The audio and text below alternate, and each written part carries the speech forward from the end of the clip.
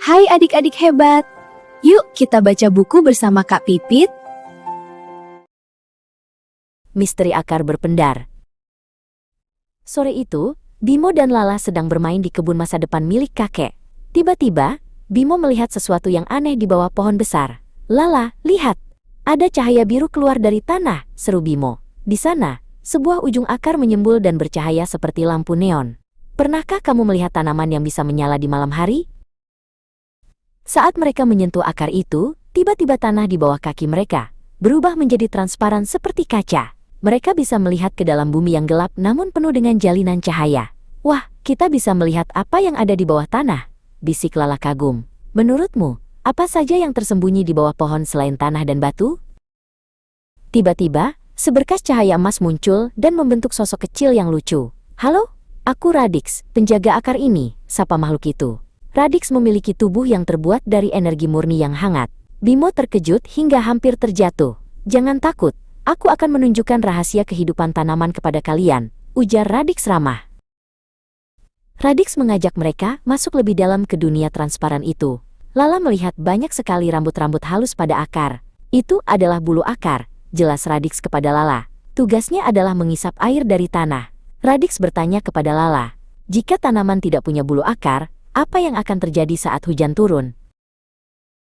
Radix kemudian menunjukkan sekumpulan akar yang bentuknya mirip serabut kelapa. "Ini namanya akar serabut Bimo," kata Radix. "Akar ini biasanya dimiliki oleh tanaman seperti padi dan rumput." Bimo memperhatikan bagaimana akar-akar kecil itu menyebar ke segala arah. "Dapatkah kamu menyebutkan tanaman lain yang kira-kira memiliki akar serabut seperti ini?" "Lalu, apa bedanya dengan akar yang ini?" tanya Lala sambil menunjuk akar utama yang sangat besar dan lurus ke bawah. Radix tersenyum. "Itu adalah akar tunggang, sangat kuat dan menghujam dalam ke tanah. Akar ini biasanya dimiliki oleh pohon besar seperti mangga atau jati." "Mengapa pohon besar butuh akar yang masuk sangat dalam ke dalam tanah?" Tiba-tiba, cahaya di akar mulai meredup. Daun-daun di atas tanah tampak layu. "Oh tidak, tanaman ini kehausan," seru Radix cemas. Bimo dan Lala melihat tanah di sekitar akar sangat kering. "Kita harus membantu Radix menemukan sumber air," ajak Bimo. "Apa yang biasanya kamu lakukan jika melihat tanaman di rumahmu mulai layu?" Radix mengajak Bimo mendekati sebuah kantung air di balik batu besar di dalam tanah. "Ayo Bimo, bantu aku mengarahkan air ini ke bulu-bulu akar," perintah Radix. Bimo menggunakan tangannya untuk menggali saluran kecil agar air bisa mengalir. Radix menggunakan kekuatannya untuk membuat air itu bercahaya biru segar.